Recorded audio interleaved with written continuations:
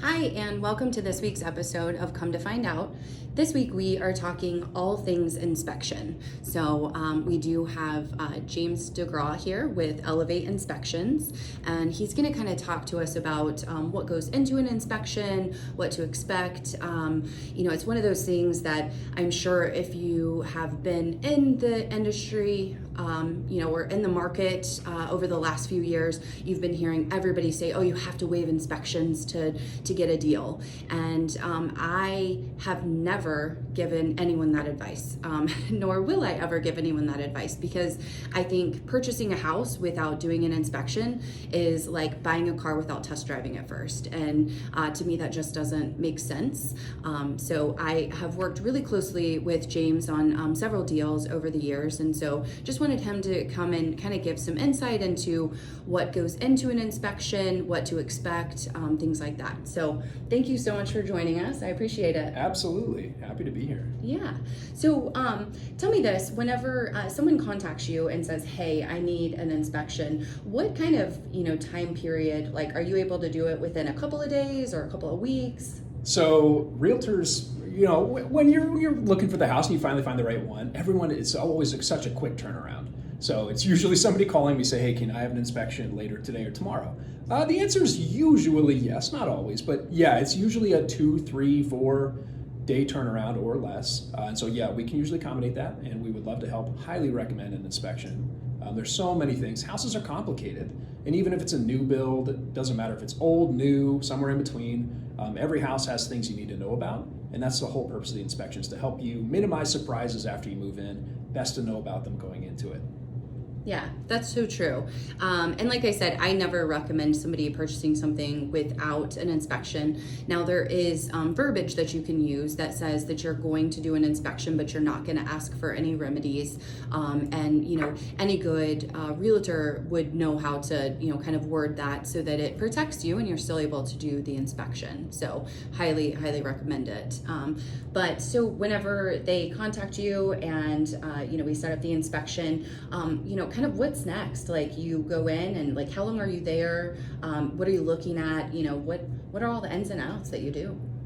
Yeah, so it's usually 2 to 3 hours for your average house. And so we're going to look at absolutely everything we can access. Sometimes there are things that are blocked, but usually we can get into absolutely everywhere. So attic, we're going to get on the roof. We're going to get in the attic. We're going to go to the basement. We're going to crawl around the crawl space. Crawl spaces are no fun. Let me just put that out there. So, especially in an older house. But yeah, we're going to look at all that kind of stuff. So things that haven't been seen in years, we're going to try to find and uncover. But yeah, about 2 to 3 hours is the average home inspection. A lot of inspectors, it depends, but a lot of them don't like clients to attend. They might not always say that because they think that they get in the way. I want my clients to attend all the time. So you're welcome to attend the entire time with me, follow me around. I will, spoiler alert, I'll get a little distracted. I'll want to tell you all the fun things that I'm finding and explain it to you. So sometimes it takes a little bit longer. But at the very least, I always advise clients to come towards the end of the inspection for a summary meeting. So we'll have the report ready within that 2 to 3 hour period. It's always the same day. And so towards the end of the inspection, we'll go through the whole thing together. You'll have the report in your hands on your phone. It's all digital. It's going to be packed with photos and videos, helpful information, things like that. And then we're going to go through it step by step. We're going to go look at the things in person and make sure that you comfortably understand everything we found. And there's a lot of things. So again, the report is kind of a legal document, right? So there's a lot of things that we're going to put in there that we have to disclose, have to tell you about. But there's so much more information we can give you verbally, right? So that is another good piece of advice, is when you're shopping around for an inspector, for one, make sure that they want you to attend with them. And two, ask them more about their background. Most home inspectors, especially in Ohio now, have passed a national exam. It's not the wild, wild west anymore. So theoretically, your home inspector knows his or her stuff, which is great. But there's so much experience that comes from what you do outside of home inspections, right? So make sure your home inspector has a background in construction and remodeling. I mean, dear God, please make sure they own their own home, right? Not a requirement, but if you're getting advice from somebody who doesn't own a home or never has, take it for what it's worth, right? So a lot of that experience of being able to prescribe and help you through how to fix something yourself, right? All that information that we can give verbally at the end of the inspection report of how to fix something, who to call, what to recommend to do about it, that is invaluable, right? So that's going to be above and beyond. That's the bonus stuff that comes with a home inspection when you choose the right inspector. So highly recommend you attend. Ask all those questions of how to fix it, how would you go about doing this, what's the easiest, the correct, but what's the easiest and cheapest way to get this resolved? How big of a deal is it? And another thing too is there's no such thing as a fun home inspection report to read. I think ours are pretty great, right? They're colorful, they're full of videos and photos. Sometimes I'm funny in my reports, or at least I think so. I agree, he is very funny. But again, that verbal communication that comes during that summary meeting, it's one thing to read an inspection report at home and just think, oh my God, what am I doing? This house has so many issues. Spoiler alert, every house has issues. Mm-hmm. There's no such thing as a perfect house. We're always gonna find things, but that's why we're here. That's what we're there for. Usually we find about 75 issues on average, and those are gonna be between 3 different categories in the report to help you prioritize what's a big deal that needs taken care of right away, all the way down to what's just a little quirk that we want you to know about, like, hey, this window screen is damaged. Not a big deal. Fix it if it bothers you. We still want you to know about it. But again, when you're sitting at home reading your home inspection report, it is easy to get overwhelmed. There's a lot of stuff in there. So when you're there going through it together with the inspector, hopefully you'll be able to see my smiling face. I'll be making jokes, trying to lighten the mood, and explaining that a lot of this stuff is such not a big deal, right? This is things that we find on every single house. 80% of our findings are things we find on every single house. The smoke detectors are old. They're missing in a certain location. Okay, well, it's $20, right? It's super easy. Just go to Home Depot, go to Lowe's. So all that stuff that we can tell you verbally during the inspection, again, just so important that you attend your inspection and choose an inspector who's got a wide range of experiences, both, an experienced inspector, but also, renovations, things like that on the side, construction, homeowner, all that stuff is super important. Yeah, that's so true. And what I always try and tell people is that this report, James's job is to literally find every little thing that could be wrong with that house. So when you get that report and it's 40 pages, don't freak out and think, oh my gosh, this house is crap, like I'm just done. Just know that, some of that is that, an outlet needs to be GFCI grounded. That is a very, very simple fix that you can actually do yourself, or you can pay an electrician a very small amount to have all of those done. And so he would kind of walk through, what that looks like and things like that. I know in your reports you'll have them kind of color coded, mm-hmm. And so one color is like really serious issues, the next one is like maybe in the next few years like you're gonna have to like address this, and then the next one is like it's really not that big of a deal. Sometime over the life of your owning this home you may have to fix these things. So did I miss anything in your color coordination? No, that's exactly right. So yeah, the blue category, I call them good to knows, right? So a lot of those are going to be recommendations. Things that are a great idea, like putting a dehumidifier in a basement. I don't care if your house is old or new, every basement should have a dehumidifier, right? Things like that. They're recommendations to help you have a safe, healthy home, but are basically fix them if they bother you, or just recommendations. Again, that's all part of our, what we call the master inspection. And so we highly recommend that, right? It's going to give you so much information. We design our reports to be helpful documents for the next 5 years. So it doesn't mean that you have to fix anything or everything on the report, right? If you're buying the house, it's your house. I don't care if you fix any of it. I recommend that you take care of a lot of the things we find. But those blue items are going to be kind of the secret sauce, some of that extra bonus stuff that just helps you master your home, have peace of mind that you know what you're buying, and that, again, the whole point of the inspection is to be a helpful document for you, to avoid surprises, and to make sure that you're buying what you think you're buying, right? That your budget and your dreams and your interest in home improvement matches what you're in contract for. Yes, exactly. Now, over the past few years, again, if you've been in the market or have listened to the news at all or talked to anyone that's been in the market, I'm sure you've heard like, oh, you have to waive the inspection, things like that, like we touched on at the beginning. But some inspectors have started doing something where they will come with you on showings and kind of do like a small report.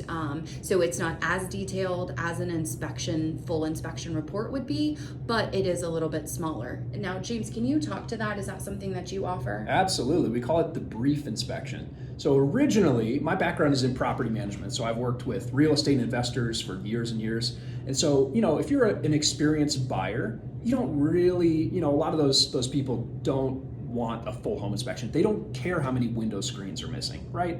And so we developed what's called the brief inspection, which is just 1 hour long and looks at the major items, the major components of the house. We're still going to get on the roof and in the attic. We're going to just look at those major things. So that really skips a lot of those blue items, those good to know little maintenance things, and just focuses on the big things.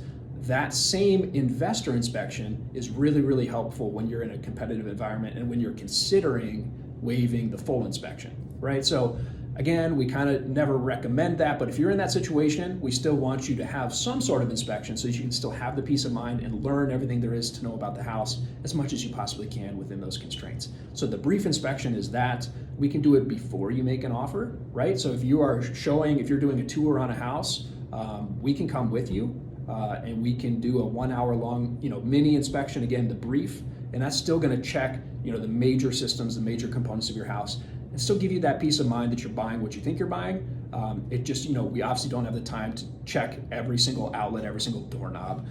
So that's where the brief comes in. You're still gonna get a report. It's still gonna be tremendously helpful, and it's cheaper, right? So that's a solid option for people. Again, if you need to waive inspection to get your offer approved, we always recommend something, and the brief is a good option for that. Yeah, I love that. So speaking of prices, obviously, a full inspection is going to be more than a brief inspection. Can you kind of touch on what your prices would be? Is it based on square footage? Like, how does that work? Yeah, when I was getting into home inspection years ago, I was doing a bunch of competitive research, and I can't believe how many people don't list their prices on their website, right? Where's the transparency? So all of our stuff is online. You can see it. It'll be, right up front there to explain what your prices are, what all of your add-on service options are, how much those cost. And so the average home inspection for us, the master inspection, which again is top to bottom, inside and out, is $375 for most homes. If your home is pretty old, if it was built before 1940, it's a little more. And if it is a very large home, greater than about 3,000 square feet, it's a little more. But the 90% of the houses that we inspect are $375 for the master. The brief inspection is only $250, so that's another option there. And then if you're buying a condo that has a shared wall where you are not responsible for your roof or your exterior, if you're in a condo association, we also have an interior only inspection, which is $275. So that's another good option, again, if you're in the market for a condo. Tons of add-on services, right? So radon, termites, sewer scoping, mold testing, all that kind of stuff we can do and add on, depending on the type of house you're buying, your specific concerns, and all that kind of stuff that we can add on there just to bring you that peace of mind that you have learned everything there is to learn about your house going into it, so you can settle in with peace. Yeah, I love that. And I'm glad that you brought up, radon, because again, if you've been in the market, even in the last 5 years, radon has been one of those big hot button topics where, everyone's like, oh my gosh, this house has radon. I feel like every house within the 270 corridor has radon. Can you kind of speak about radon and, kind of what it is and what that inspection does and how you can, are there ways to mitigate it? Oh yeah, totally. It's everyone has different comfort levels on things like that, right? And so radon is a radioactive gas that's found underground. In certain pockets of the country, it's higher concentrations than others. And fun fact, Central Ohio, high concentration. So I have it in my basement. You probably have it in yours. Mm-hmm. It is the second leading cause of lung cancer, according to the government, behind smoking. So it's serious. However, it is based on long-term exposure. Basically, the more, for one, if you don't have a basement in your house, it's less of a concern. Not zero concern, but certainly less. It does pool in basements. It comes from underground, from underneath your concrete slab of your basement, and up through any penetrations like a sump pump, things like that.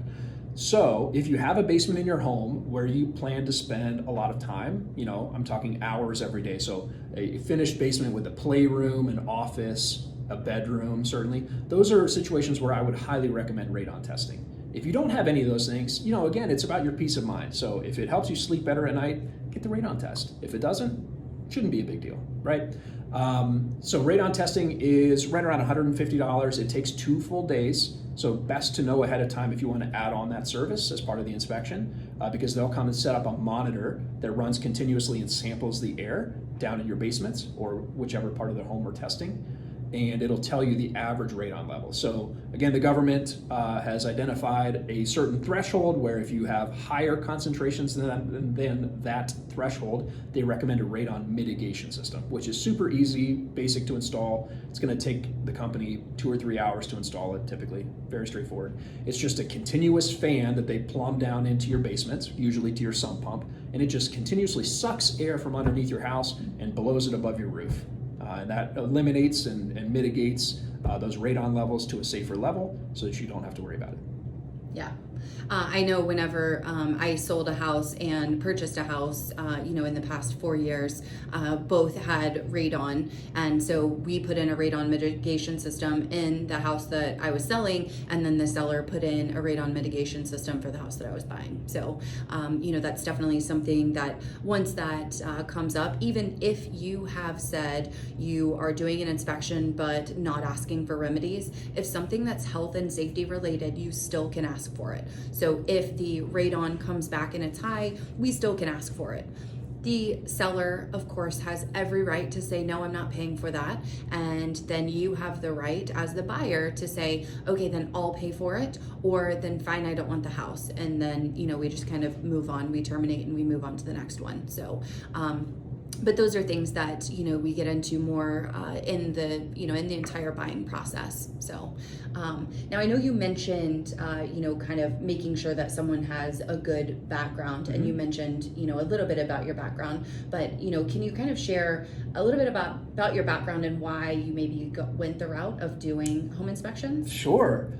So I grew up around real estate. I grew up in Athens, Ohio.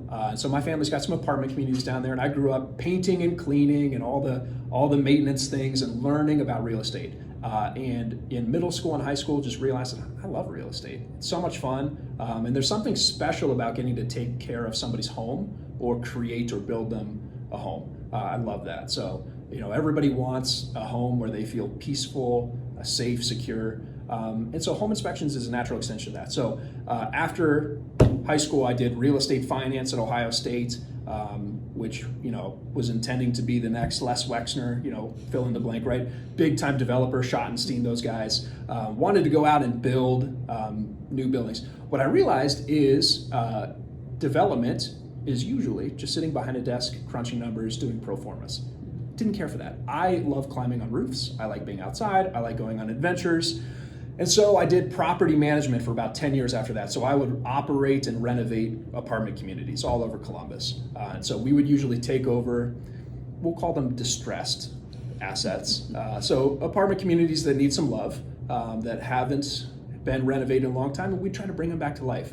So with that came just about every experience, headache, and maintenance item that you could possibly imagine. Not kidding. I got tired of finding dead bodies. Wow. Yeah. Oh yeah. It happens. And so, again, that was a great experience. Again, there are very few situations where I have not experienced that issue and found a way to resolve it. Again, overseeing a big maintenance team of renovation professionals and construction professionals. So did that for a while. During COVID, I just got tired of doing that and decided it was time to start my own business, which I'd always wanted to do. So the natural extension of that was home inspection. And again, it's just kind of that same thing of getting to help people find and have a wonderful home that they get to call theirs. That is, again, safe, brings them peace of mind, and teaching them all the complexities. Homes are complicated. Construction is complicated. And so again, back to choosing your home inspector, it's great. Knowledge is great. You got the people, your inspector has to know what they're talking about. But if you don't understand what they're talking about, what good is that, right? So you've got to find somebody who you enjoy spending a little time with, and speaks in a way that you understand what the heck they're talking about. Because we can talk about structure and footings and foundations and all that kind of stuff all day long, and the complexities of electrical and residential codes, but you got to find it, you've got to be able to understand it and apply that to helping you maintain and understand your own home. So that's what I love doing, getting to help people find their homes, settle in, understand the complexities, and learn how to take great care of them. Yeah, I love it. Yeah. Thank you so much. You're welcome. Yeah, so thank you for joining us this week. I really appreciate it, and hopefully you found this information helpful. Like I said in the beginning, I've worked with James for a few years now, and he's taken great care of my clients, and because he has such a strong customer service component, that is one of the reasons why I love him, because anyone that's worked with me knows that customer service is literally the biggest thing to me. So I will put all of his information in the show notes so that you can definitely reach out to him, whether you use me as your realtor or not.